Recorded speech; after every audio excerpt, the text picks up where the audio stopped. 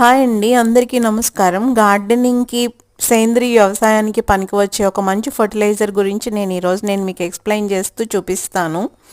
నేను సేంద్రీయ వ్యవసాయంలో వరి, మినువులు, పెసలు, నల్ల ఉలువలు, ఆవాలు ఇవన్నీ పండిస్తానండి.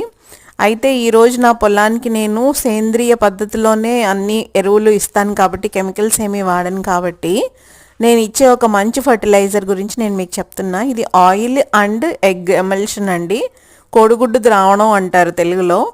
దీనికి గాను నేను ఫస్ట్ ఒక పావు లీటర్ కన్నా ఎక్కువ, 1/2 లీటర్ కన్నా తక్కువ ఆయిల్ తీసుకున్నాను. దీనికి 8 గుడ్డులను కలుపుతున్నానండి, మిక్సీలో పెట్టేస్తానమాట. ఇది మంచి ఎమల్షన్గా మనకి ఉపయోగపడుతుంది. ఈ ఎమల్షన్ ఎగ్ ఆయిల్ ఎమల్షన్ అంటారు. ఎగ్ అనేది నీటిలో కరగదండి, నూనెలో మాత్రమే కరుగుతుంది. అందుకనే మనం ఆయిల్ తీసుకోవాలన్నమాట.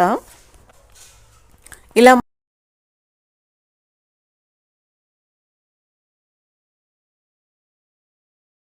ఇలా మనము ఎగ్ ఆయిల్ని మిక్స్ చేసుకున్న తర్వాత ఒక మంచి మిల్క్ లాంటి లిక్విడ్ మనకు వస్తుందండి, పెరుగు లాంటిది.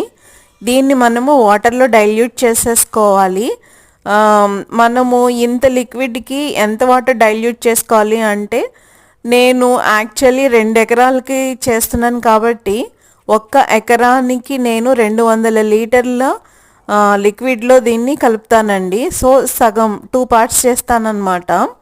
ఇది 1 లీటర్ ద్రావణం అవుతుందండి. సో హాఫ్ లీటర్ వేసి ఒక హాఫ్ లీటరు ఒక 200 లీటర్స్లో, ఇంకొక హాఫ్ లీటర్ ఇంకొక 200 లీటర్స్లో కలిపి మొత్తం ఎకరానికి కింద భూమికి అప్లై చేసేస్తామండి. సో ఏమవుతుంది అంటే, ఈ మొక్కలు బలంగా పెరిగి మనకి ఎలాంటి డిఏపి, యూరియా ఇలాంటి కెమికల్స్ వాడకుండా, డిసీజ్ రెసిస్టెంట్ అంటే మనం పెస్ట్ కంట్రోల్ కూడా, పెస్టిసైడ్స్ వాడకుండా కూడా మనకి యూజ్ అవుతుందన్నమాట.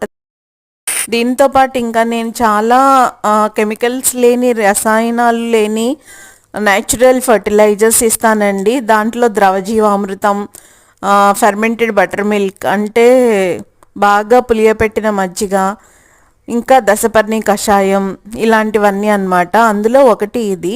సో అవన్నీ చేసినప్పుడు కూడా నేను మీకు కంపల్సరీగా పోస్ట్ చేస్తాను. సో ఈ ఎగ్ ఆయిల్ ఎమల్షన్ మన గార్డెన్కి కూడా చాలా యూజ్ అవుతుందండి. కొన్ని మొక్కలే ఉన్నవారు 2 గుడ్లు తీసుకుని ఒక చిన్న టీ కప్ లాంటి దాంట్లో ఆయిల్ తీసుకుని ఒక 30 లీటర్స్ వాటర్లో కలిపేసి మొక్కలకి ఇచ్చేస్తే కూడా చాలా మంచిదండి. ఇది వారానికి ఒకసారి, 15 రోజులకు ఒకసారి